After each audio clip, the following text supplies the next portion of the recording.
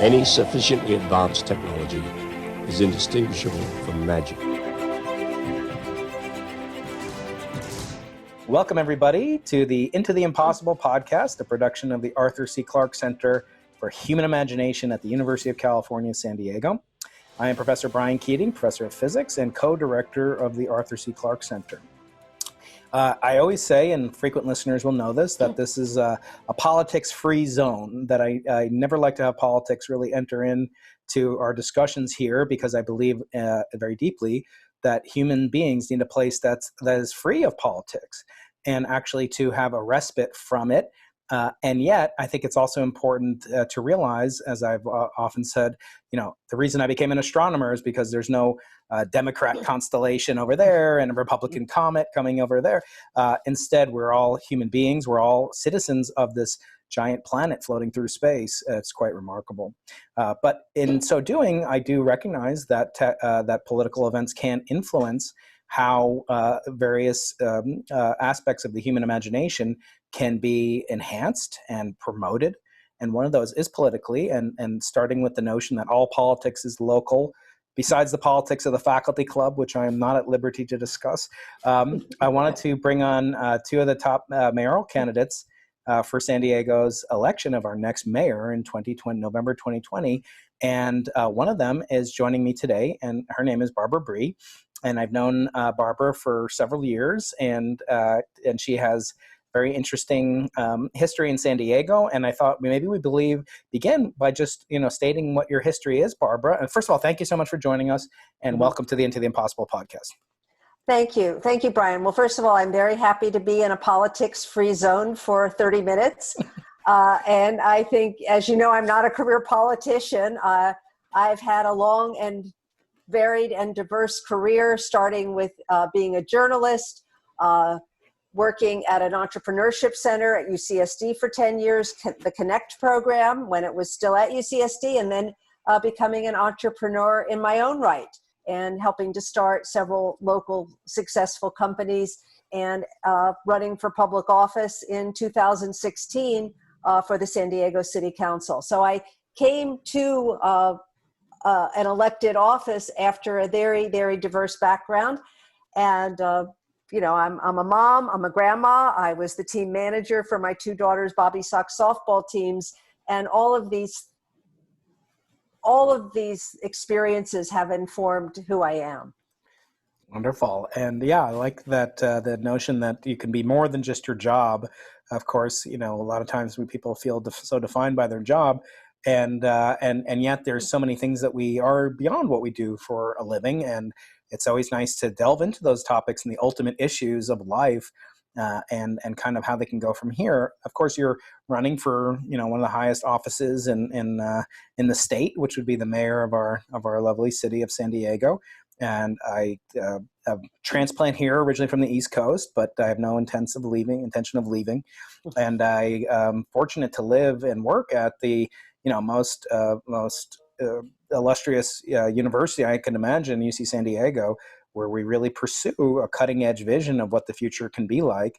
And our motto is kind of, embracing non-tradition and how we see our contributions as scholars in humanities and the arts and in the sciences and technology and benefiting San Diego. So what I thought I would do with you and Todd Gloria is bring you guys on and allow you guys to kind of express some of your visions, or what you would do if successful in your campaign to strengthen San Diego's already prominent position in really three different areas. So I would say, and these are only limited to, they're by no means exhaustive. It's just my simple-minded way of focusing on things that are extremely important to me personally. And since I'm the host, I can exercise my prerogative here. And those three areas will be education and healthcare, research and technology, and that can include transportation and biotech and high tech, communications, etc. And then lastly will be in entertainment and sports. And these are the things, I think that can make your life better, and it can make you enriched, education and entertainment, et cetera, and also can improve the quality of your life in technology, transportation, and basic research, which is what I do. So maybe we'll start with education. Can you say something about what education means to you and where you see the mayor having an influence on the direction that San Diego takes with respect to education? So first of all, UCSD, where you're a very prestigious professor, is really the economic engine of this region. If there were no UCSD, there would be no Qualcomm. We would not have a thriving biotech center. And I spent 10 years at UCSD at the Connect program, where I was the associate director, working to help start high-tech and biotech companies. And I often say, back in '86, when I joined Connect, I could have counted the number of life science companies on two hands, and now there are hundreds. And there's industries I never dreamed of: precision medicine, bioalgae, cybersecurity, things we didn't even dream of back then. And education is really the key to this region's future. And it's educating our young people who are growing up here to make sure they're going to have access to the jobs in the innovation economy, which are the high-paying jobs and the service sector jobs that they create around them.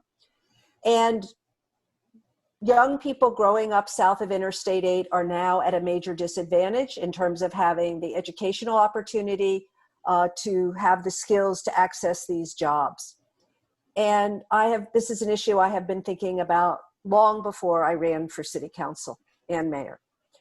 As mayor, though, I will have a school engagement coordinator in my office who will work with employers. An employer could be UCSD, Sharp Hospital, the military, SDG&E, the Old Globe Theater, the San Diego Padres, and work to develop relationships between employers and schools, so that as kids grow up, they understand the opportunities that are available to them. And as they get older, they get access to paid internships. Brian, you came from the East Coast. I also came from the East Coast. I grew up in Philadelphia. But most of our future growth is going to come from the kids who are growing up here today. So I'm blessed. My husband, Neil, and I each brought 2 children to our marriage. Our children are all in their 30s. They're all married. Fortunately, they all married people we like. And we, you never know. It's a blessing, yeah. and that's the growth. 3 of our 4 children live here with their spouses, and we have 3 grandchildren here so far. This is the growth of San Diego, and it's our children and our grandchildren who we need to make sure have the education to fulfill the jobs of today and tomorrow. Yeah, that's very, very important, obviously. And along with that is, I think, access. You brought up access to education. What about access to healthcare and the ways that San Diego is uniquely positioned to both broaden and democratize, if you will, access to healthcare, but also to innovate in healthcare? And is there something, does he or she have the power to really change course or really further democratize both healthcare and education? So the mayor doesn't directly control either. We have actually within the city of San Diego, many school districts, San Diego Unified being the largest. But if you live in Carmel Valley, there are other school districts. If you live in parts of the South Bay, there are other school districts. So the mayor doesn't directly control education, but my school engagement coordinator position is a way to work with the schools, to work with the community colleges and the universities. Healthcare, again, the city does not have direct control. The county, and as people don't usually understand the differences between the city and the county. The county is the healthcare agency for the entire region. It gets federal and state money to provide mental health and physical health services. But one thing we've realized from this coronavirus pandemic is we have a major public health problem. Over half of San Diegans have an underlying health condition. And it is those people who are the most vulnerable to dying from coronavirus. And so we have a major public health issue, and we need to work, the city and the county together, to make our children and all of us healthier. So that the role the mayor can play in that is more of a bully pulpit, but not a direct role with a specific budget. With a command authority to make this. I like the idea that you mentioned already of this engagement officer, and that was actually a question I was going to ask both you and Todd Gloria, which is, would you consider a scientific advisor as part of the mayoral office? Not me. I'm fully booked. Gavin Newsom may be Yes. listening to this. I don't want. He's my ultimate boss, right? Janet Napolitano, please. I'm not seeking another job. Don't worry.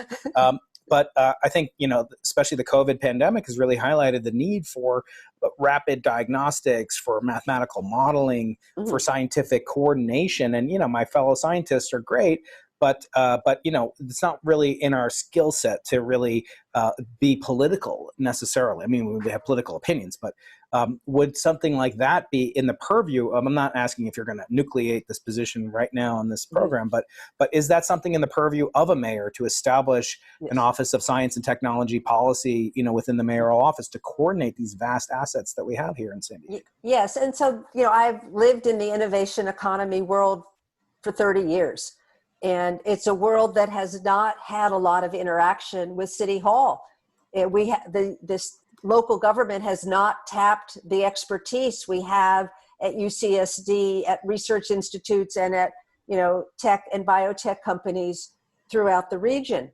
And as mayor, I actually plan to have, I would say, $1 a year people in the mayor's office who will take a year or so off from their full-time job and come and help the city, starting with how we can use technology better to interact with our residents and provide using technology to provide city services better. And do you see growth as, I see us, challenged as all cities are nowadays, but also benefiting from this wonderful human capital that we have, the wonderful physical beauty that we have here in San Diego. I mean, I think whoever becomes mayor, it's one of the best jobs in the world, in a certain sense. I mean, I think the best job is San Diego weather forecaster, because it's not so hard. And I always say the worst job is of course sportscaster, but we're not going to get into that, except maybe to say, do you think that our cultural, our sports, our entertainment industry, our tourism industry, what role does that have to play in our economy? Is it just a byproduct of our winning the geographic lottery? How will you as mayor make use of these assets that we have here, the natural resources, entertainment, sports, etc., to better the lives of our citizens? Yeah. So first of all, I spent 30 years in the business world. Before that, I was a journalist. And I step back and I look at what are San Diego's competitive strengths and what are our weaknesses in terms of attracting and retaining talent. Because at the end of the day, it's all about the talent. And so I say our beautiful natural environment is one of our competitive strengths. Our beaches, bays, canyons, oceans, hiking trails, that's a competitive strength. The fact that you can do outdoor sports, almost every day of the year, that's a competitive strength. Our vibrant arts community, when it returns. We have world-class theater in San Diego. We have a great opera. We have beautiful art galleries. We have many neighborhood community art groups. This is a competitive strength. And as I talk to employers, they tell me that these assets are what allows them to attract and retain talent. So as mayor, and I have been personally engaged in the arts throughout my whole life. My husband and I, we particularly love theater, so we have season tickets to the Old Globe, the La Jolla Playhouse, and the San Diego Rep. And ensuring the success of all of these worlds is a key part of what makes San Diego so special. And as mayor, I want to make sure that that we maintain our beautiful natural environment, that we maintain a thriving arts community. That's really important. So I had on a visionary thinker and advisor to the Arthur C. Clarke Center by the name of Dr. Peter Diamandis a few months ago, and he has a series of books. I call him the most optimistic pessimist, or the most pessimistic optimist I've ever met, because it's all about the power of exponential growth to kind of flatten out and democratize, scale, digitize our world. And unfortunately, his book came out during the COVID pandemic, and unfortunately, it kind of begins with a little bit of a paean to cities and transportation, et cetera. And his view that, and I say unfortunate just because I think a lot of the vectors that made COVID so deadly on the East Coast, at least, and maybe in Northern California too, or even in LA, was kind of the density population, and how that contributes to the spreading of this awful pandemic. Mm-hmm. But I do want to talk about that. The transportation system, he views that as sort of a dinosaur of a bygone age, and that it'll become much more individualized, and you'll have personal hovercraft or helicopters, Uber helicopters taking you around. Right now in our city, you're at least known for your stance on so-called micro mobility devices, et cetera. What about that? What about the trolley system and micro mobility? Where do you see the future of transportation? And do you think has COVID changed your opinion in any way as to these vectors for potential distribution of negative aspects of disease or of social viruses, where people are we've had problems with unrest, obviously, in recent months, and wanting to understand online, et cetera, how to perhaps do a better job of maintaining the flow of in an orderly fashion. So first, I know it's a little rambling, but let's talk about transportation. Where do you see as the future of San Diego transportation? Where do these things fit in? So when I was running for city council in 2016, I would get asked a lot about traffic congestion and what should we be doing to deal with it. And as one of the ways, I would always talk about, well, more people could work remotely. And then what happens is we have this terrible pandemic, and it turns out that many of us can work very effectively remotely, more than we ever expected. And many people want to continue working remotely when the world gets back to normal. Maybe it won't be 5 days a week, but it'll be a majority of the time. And we've seen that we have fewer cars on the road and we have cleaner air. So I think about ways we can reduce congestion and what sort of a new transportation network should look like. The trolley that connects downtown to UTC is almost completed. Cost several $1 billion, most of it paid for with federal money. And I think it's going to be very important on one of the most congested routes, Interstate 5, getting people out of their cars. The key is the first mile and last mile solutions.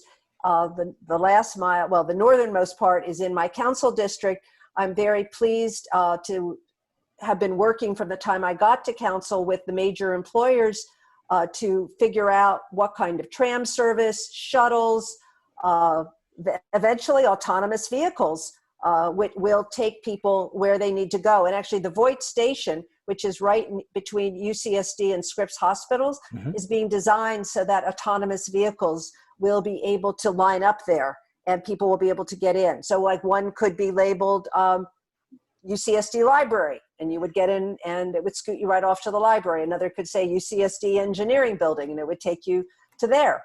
And so I'm looking at, I think Clark actually has a lot of good ideas, and I think autonomous vehicles are going to be very important.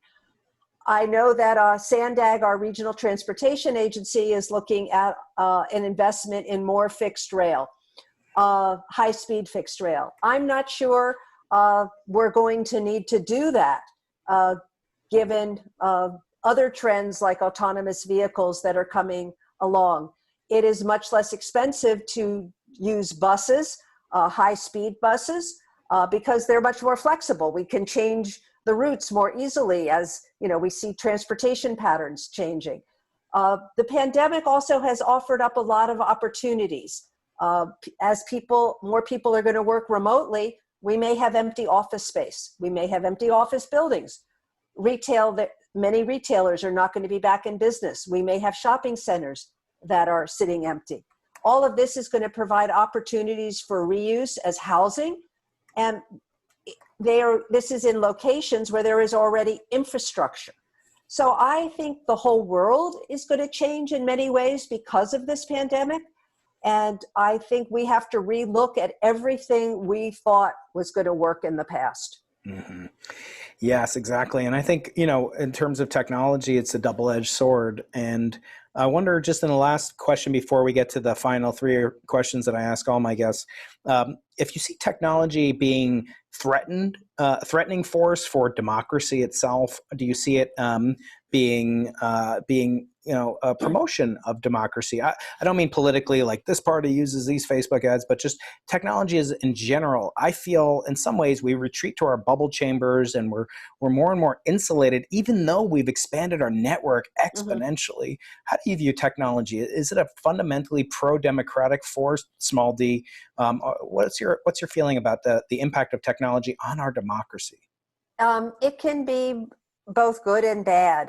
So as the pandemic hit, we've all been forced to shelter in place for safety reasons. And we're using technology. Here we are using Zoom, which I had only used a few times before. And now I'm using Zoom several hours a day, and Microsoft Teams and other kinds of methods to communicate with people. So technology can be a good thing, but it can also be misused.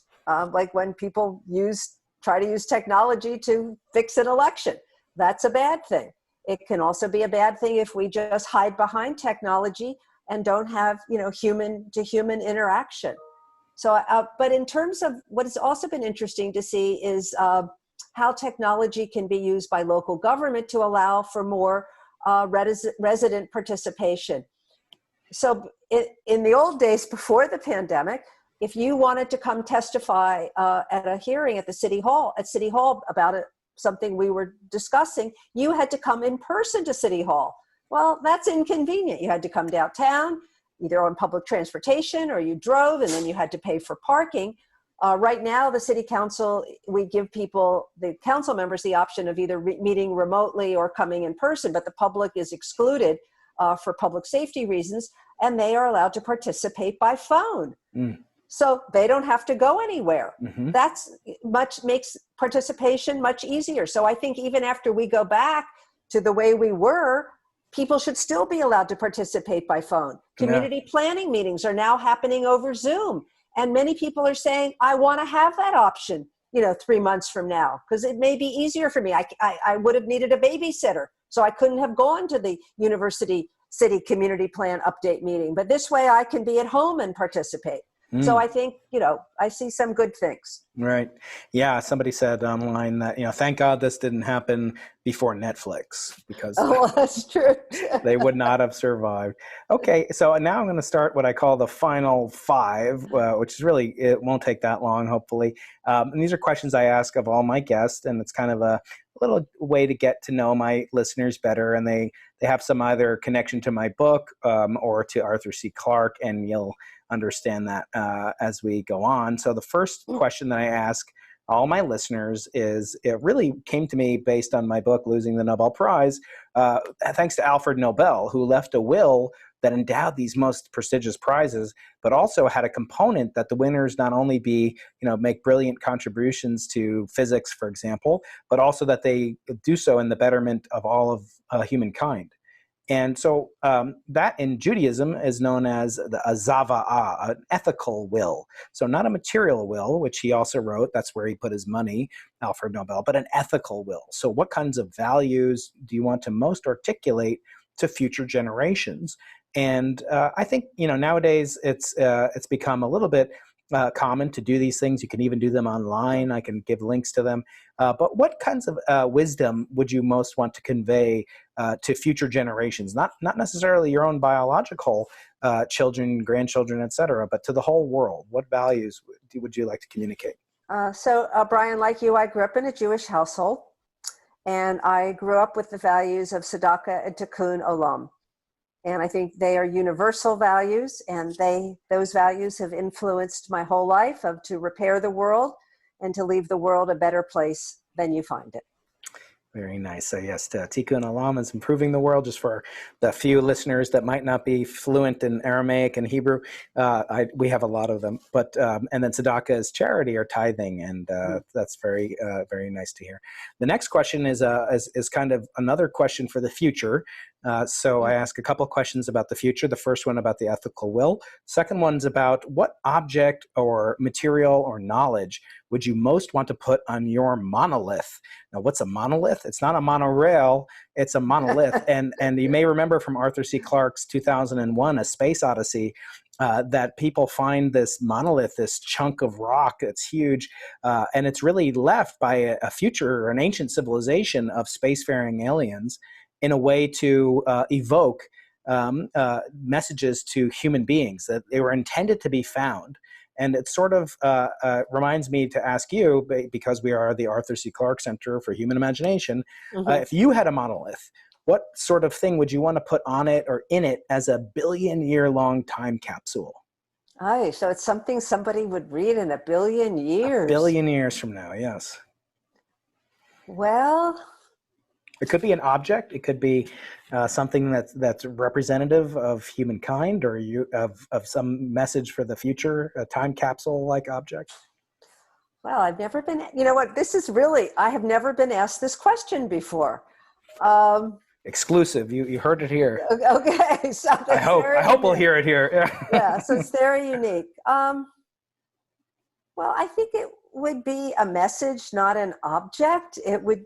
I mean, one of the messages that has driven my life is that relentless pursuit will get you further than good grades. That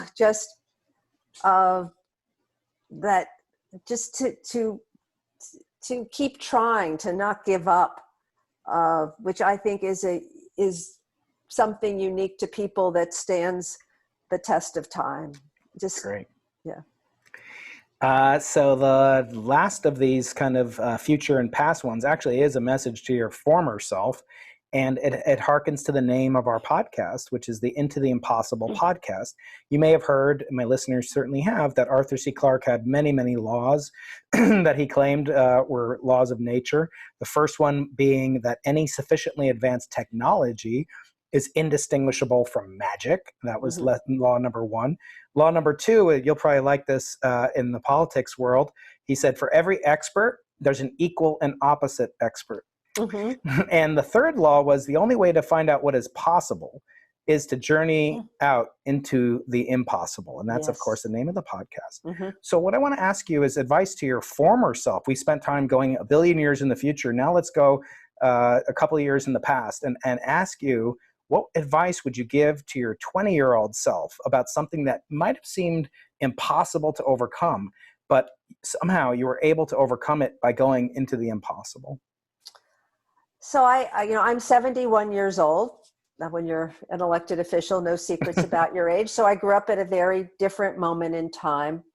I was blessed to have an extraordinary mother, Adelaide Bry, and I kept her last name in honor of her. My mother got divorced in the mid-60s. She went to work at a full-time job where she was paid less than the comparable men. There was nothing she could do about it. But she empowered me to believe I could succeed in the business world. I earned an MBA from Harvard in 1976 at a time few women were getting an MBA anywhere.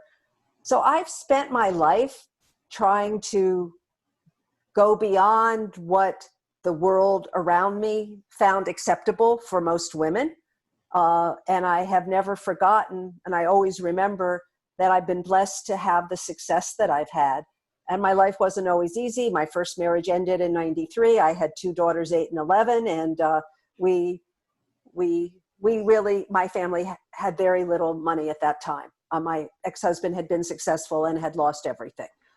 So I've spent my life trying to overcome many challenges, and I've never forgotten. And because of that, I've spent a lot of my life trying to empower other women. In particular, started 2 organizations that empower women, Athena San Diego and Run Women Run.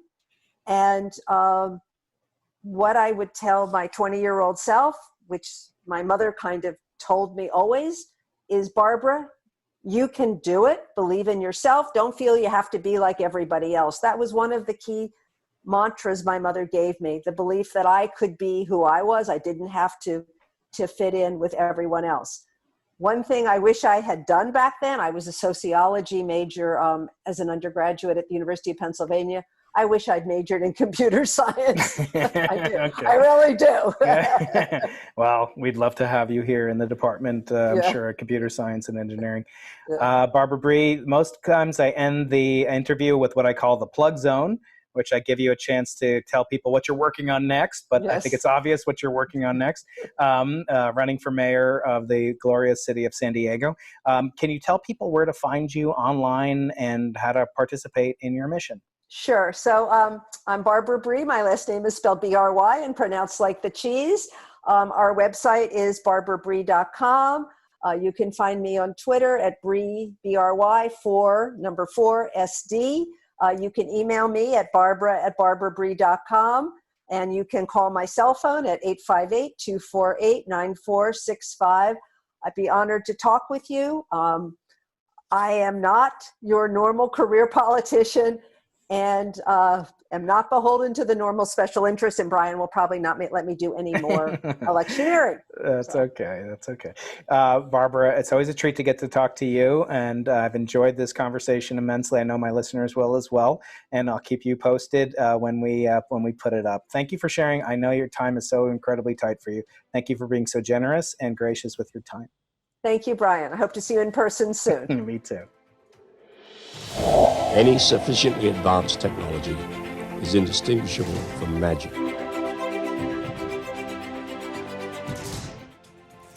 If you enjoyed this episode of Into the Impossible, please subscribe, comment, share, rate, and review. For a chance to win a free copy of our most recent guest's newest book, send a screenshot of your review to info@imagine.ucsd.edu. We appreciate hearing from you and are always open to your suggestions for future episodes. For more information, go to imagination.ucsd.edu. Find us on Twitter @ImagineUCSD. Watch us on YouTube, listen on iTunes. Into the Impossible is a production of the Arthur C. Clarke Center for Human Imagination in the Division of Physical Sciences at the University of California, San Diego. Eric Veary, Director. Bry and Keating, Co-Director. Patrick Coleman, Associate Director. Produced by Stuart Valco.